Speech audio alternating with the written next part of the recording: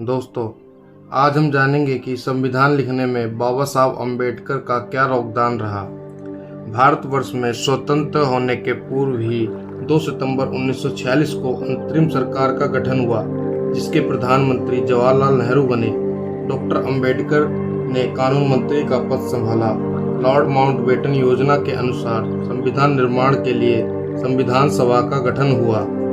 21 अगस्त 1947 को संविधान सभा ने संविधान मसौदा समिति का गठन किया, जिसके अध्यक्ष डॉक्टर बी.आर. अम्बेडकर को चुना गया। मसौदा समिति ने मसौदा तैयार किया और संविधान सभा में एक धारा पर चर्चा के लिए 21 फरवरी 1948 को संविधान सभा के अध्यक्ष डॉक्टर राजेंद्र प्रसाद को सौंप दिया गया। संविधान 2 वर्ष 11 महीने 18 दिन में मुकम्मल हुआ। संविधान सभा ने विशद चर्चा करके 26 नवंबर 1949 को संविधान को स्वीकृति प्रदान की।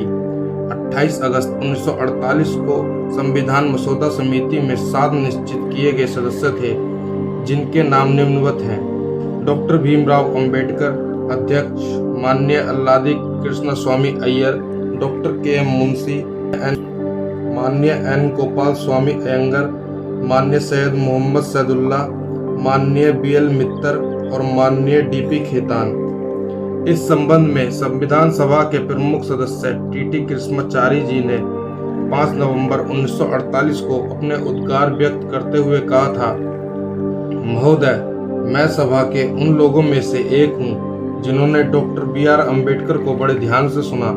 मैं उनके उत्साह तथा उस कार्य की मात्रा से परिचित हूँ जो उन्हें इस संविधान का मसौदा बनाने में करना पड़ा।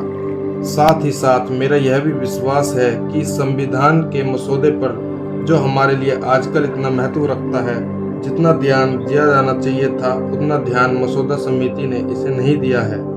सभा को शायद यह विदित है कि उसने जो 7 सदस्य नियुक्त किए थे, उनमें से एक ने सभा से त्यागपत्र दे दिया था और उसके स्थान पर अन्य सदस्य रखा गया था।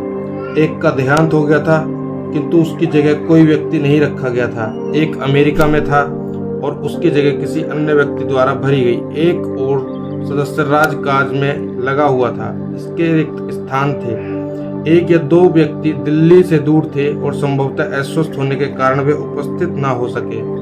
अतः अंत में यह हुआ कि संविधान का मसौदा बनाने का काम अकेले डॉक्टर बी.आर. अम्बेडकर के कंधों पर आन पड़ा और निस्संदेह हम उनके प्रति कृतज्ञ हैं कि इतने प्रशंसनीय ढंग से उन्होंने इस कार्य को पूरा किया।